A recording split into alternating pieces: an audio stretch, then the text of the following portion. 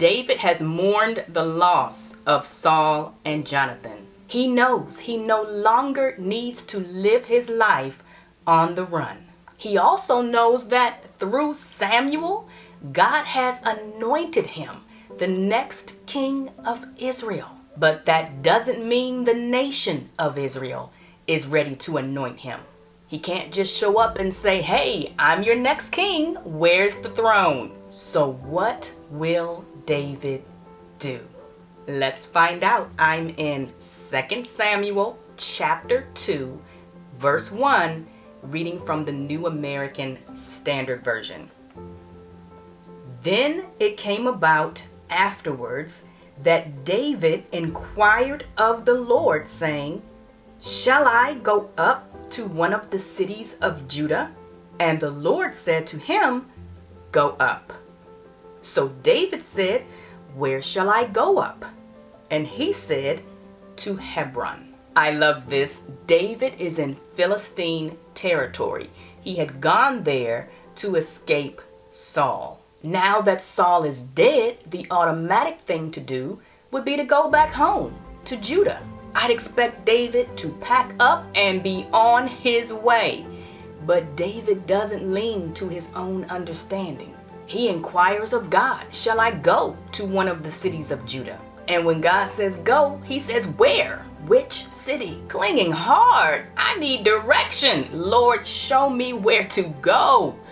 Pray for direction.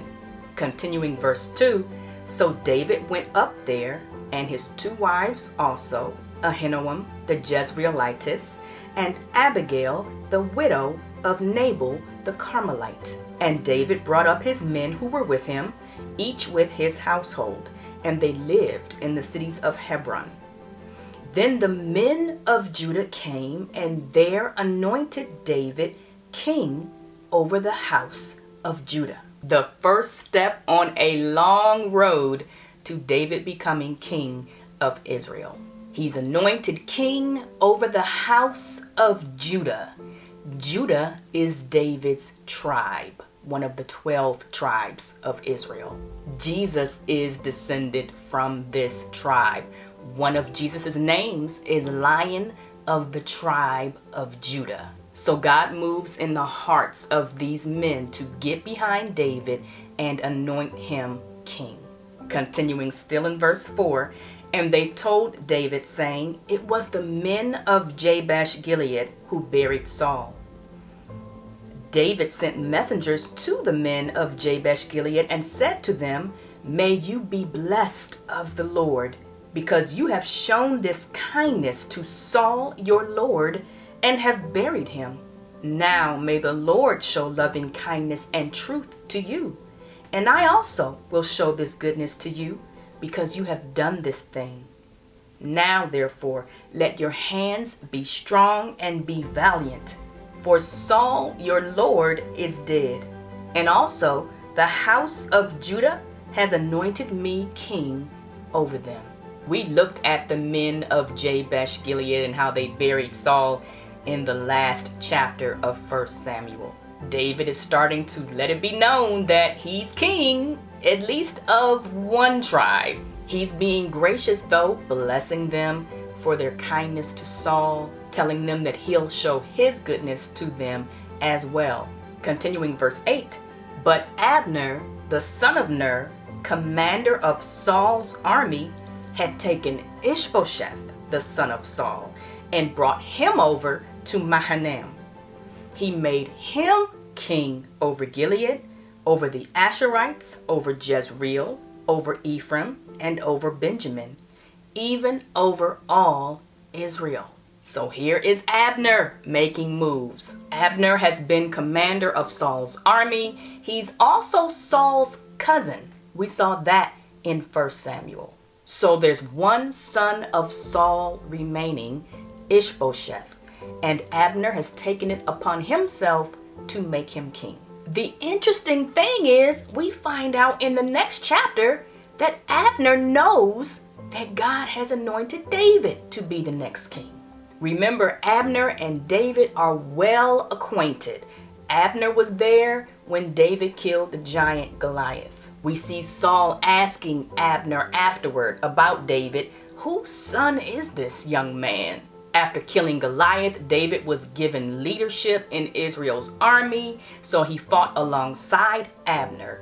They ate at Saul's table together, and Abner was with Saul as they hunted David together. Now that Saul is dead, Abner is making his power play. He wants to keep the throne in his tribe, the tribe of Benjamin. Continuing verse 10, Ish-bosheth, Saul's son, was 40 years old when he became king over Israel, and he was king for 2 years. The house of Judah, however, followed David. The time that David was king in Hebron over the house of Judah was 7 years and 6 months. I know David had to wait so long. Now Abner, the son of Ner, went out from Mahanaim to Gibeon with the servants of Ish-bosheth, the son of Saul. And Joab, the son of Zeruiah, and the servants of David went out and met them by the pool of Gibeon. And they sat down, one on the one side of the pool and the other on the other side of the pool. So it's like rival gangs. Abner and his men from the tribe of Benjamin on one side, and David's men from the tribe of Judah on the other, led by Joab. Who is Joab? Remember in 1 Samuel 26 when David snuck into Saul's camp and took his jug of water and spear as he slept? David had one of his warriors, Abishai, with him, and this is how he is described. Abishai, the son of Zeruiah, Joab's brother. Zeruiah is David's sister. Her 3 sons, Joab, Abishai, and Asahel, were among David's trusted men, and Joab led his army. Continuing verse 14, then Abner said to Joab, "Now let the young men arise and hold a contest before us." And Joab said, "Let them arise." So they arose and went over by count, 12 for Benjamin and Ish-bosheth, the son of Saul, and 12 of the servants of David. Each one of them seized his opponent by the head and thrust his sword in his opponent's side, so they fell down together. Therefore that place was called Helkath Hazarim, which is in Gibeon. That day the battle was very severe, and Abner and the men of Israel were beaten before the servants of David. So they have this contest with representatives of each side, probably their best fighters, and it doesn't prove anything because they all end up dead. So a full battle breaks out with David's men getting the best of Abner's men. Continuing verse 18, now the 3 sons of Zeruiah were there, Joab and Abishai and Asahel. And Asahel was as swift-footed as one of the gazelles which is in the field. Asahel pursued Abner and did not turn to the right or to the left from following Abner. Then Abner looked behind him and said, "Is that you, Asahel?" And he answered, "It is I." So Abner said to him, "Turn to your right or to your left and take hold of one of the young men for yourself and take for yourself his spoil." But Asahel was not willing to turn aside from following him. Abner repeated again to Asahel, "Turn aside from following me. Why should I strike you to the ground? How then could I lift up my face to your brother Joab?" Such an interesting scene. Abner and his men are losing the battle and they're fleeing. Asahel is after Abner. It would be quite a victory to catch the commander general and take his spoil. Abner says, "Look, you better take the spoil of one of the young men, because if you keep coming from me, it is not going to turn out well." He even says, how could I lift up my face to your brother Joab? He doesn't want to escalate hostilities any more than they need be by killing Joab's brother. But verse 23, however, he refused to turn aside. Therefore, Abner struck him in the belly with the butt end of the spear, so that the spear came out at his back. And he fell there and died on the spot. And it came about that all who came to the place where Asahel had fallen and died stood still. Now that is a painful death. And we see it's kind of a big deal that Asahel has fallen in this way. There's a battle going on, but everybody stands still when they get to this spot where he has died. Continuing verse 24, but Joab and Abishai pursued Abner. And when the sun was going down, they came to the hill of Ammah, which is in front of Giah, by the way of the wilderness of Gibeon. The sons of Benjamin gathered together behind Abner and became one band, and they stood on the top of a certain hill. Then Abner called to Joab and said, shall the sword devour forever? Do you not know that it will be bitter in the end? How long will you refrain from telling the people to turn back from following their brothers? Abner was the one who said, let's hold a contest. Now that they've been beaten, he says, shall the sword devour forever? Funny, too, that he now finds commonality between them. It's not Benjamin against Judah anymore. They're all brothers of Israel. Continuing verse 27, Joab said, as God lives, if you had not spoken, surely then the people would have gone away in the morning, each from following his brother. So Joab blew the trumpet, and all the people halted and pursued Israel no longer, nor did they continue to fight anymore. Abner and his men then went through the Arabah all that night. So they crossed the Jordan, walked all morning, and came to Mahanaim. Then Joab returned from following Abner.